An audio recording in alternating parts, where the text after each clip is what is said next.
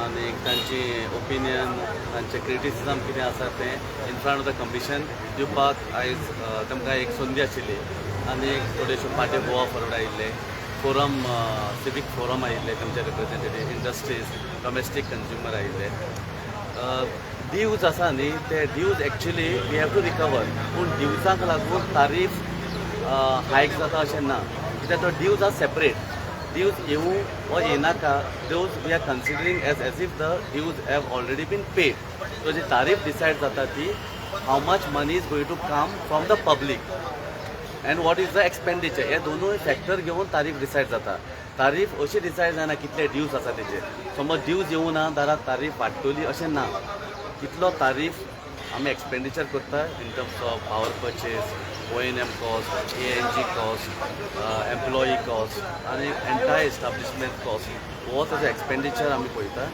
Power purchase cost पळयता आनी जी revenue आमकां कंज्युमरांतल्यान येता जी रिकवर जावं वा रिकवर जायना ती पळोवन आमी तारीफ डिसायड करता so it doesn't have any relation with the pending dues but it is our duty to get the dues collected and see that everybody pays on time. ना ह्या फाटी ऑनरेबल कमिशनान एकूच hearing घेतलें कित्याक already आमी late आसा ती regulation change जाली फॉर द फर्स्ट टायम आतां from 2011 till today till last year 24-25 जे तारीफ फायल करताले ते एकूच वर्साक फायल करताले पूण for the first time honourable commission has come with a mandate with the regulations which will decide or finalize tariff for the next 5 years. So already we have completed 2 months, April and May. 2 महिने आमी old tariff regime होता. So आता from June new tariff येतली. So since we are already late, since the regulation came in December 2024, normally tariff filing happens in November. So we were late because of the change in the regulation. त्या प्रमाणे तेमी एकूच hearing घेतला तशें आमी पयले एकूच हियरिंग घेताले गोंयांत त्याचे अनेक हे आशिल्ले की इंस्पेक्टर तेंच्यांनी सांगले पळय पावर थेफ्ट ते सगळे चेक करतात तेजे तुमी कितें ना आमी आतां आमची CVC म्हणून एक टीम आसा सेपरेट MRG म्हणून एक टीम आसा plus individual sub division and division आसा जे आमी as a sample we go and check coastal बेल्टार अशें आसता थोडे ते थेफ्ट केसीस पूण अशें न्ही तशें पब्लिकान म्हटलां तशें इतल्यो केसीस आसा आमकडे खूब कंप्लेन येता जेन्ना कंप्लेन येता आमी वेता तेन्ना पळयत जाल्यार थिंगा थेफ्ट नासता थोडे कोणी आसता पूण जशें आमच्या पब्लिकान सांगलां खुबशे थेफ्ट जाता तितलें गोंयांत थेफ्ट जायना some places it happens like instead of commercial they take domestic supply where they get some sort of a relief तो तसल्यो केसीस आसा पूण एक्चुली खूब घालून जे पावर चोरता तशें आमच्या गोंयांत तरी ना अशें मिडियाक बरें खबर आसतलें गोंयकार आमचे अशें नासता की डायरेक्ट चोरता चेंज इन कॅटेगरी जाता डोमेस्टीक आमी कमर्शियल एक बिजनेस करता आनी डोमेस्टीक सप्लाय यूज करता तसल्यो केसीस आसा सो तो आमी चॅक करता इन्स्पेक्शन करता पूण separate as a electrical inspector नासता हे केसीस चॅक करपाक AE आनी separate team head office CBC म्हणून आसता ते आमी एक मंथली वचून ते चॅक करता वायल टॉकिंग तुम्ही म्हटले की नेक्स्ट मंथ तुम्ही टॅरिफ हायक ना आयक न्ही C actually government always give budgetary support आतां गव्हर्मेंटान इतलो इन्फ्रास्ट्रक्चर डेवलप केला केन्नाच जो जावं ना लास्ट 3 इयर्सांक ह्यूज इन्फ्रास्ट्रक्चर डेवलपमेंट जाला आनी तो एक जाला दुसरें म्हटल्यार लोड वाडला तुमी 2010 till 2021 चॅक करता जाल्यार load growth is hardly 0.5 to 1%. पूण ह्या लास्ट 3 इयर्सांक लोड ग्रोथ आसा तो almost 8 to 12%.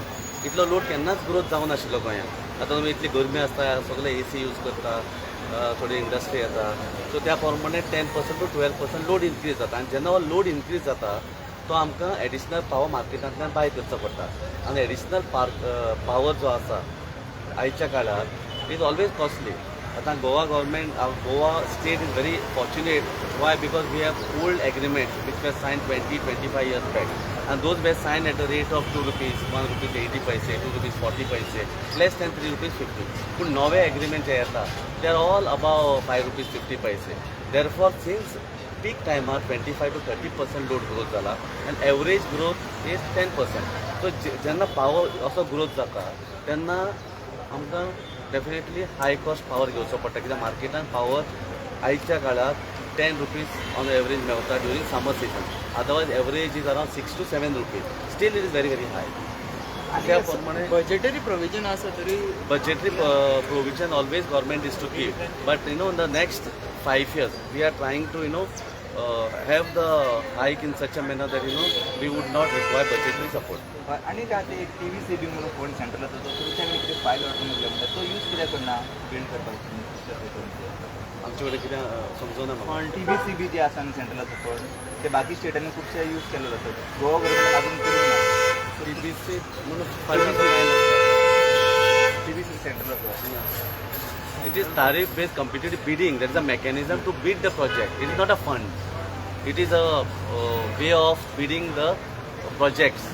Wherein tariff-based bidding process means capital investment करपाचें ना, but from a tariff it will be recovered. आता एक project येयलो 1000 crores. एक company येवन 1000 crores घातलेली and through tariff over a period of 25 years they will recover it. It is a different mechanism by which projects are commissioned. It is not a fund.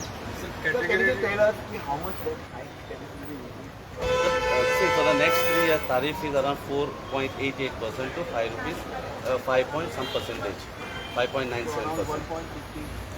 No, it is percentage, 5%. On the average, you can say 5% increase. But sir, there is a increase in fixed charges, which is quite big. That is going to increase the gross bill. No, that is domestic wise. If you see, it is hardly some prices. It is 5% only. See, we are very fortunate. That is to have- tariff.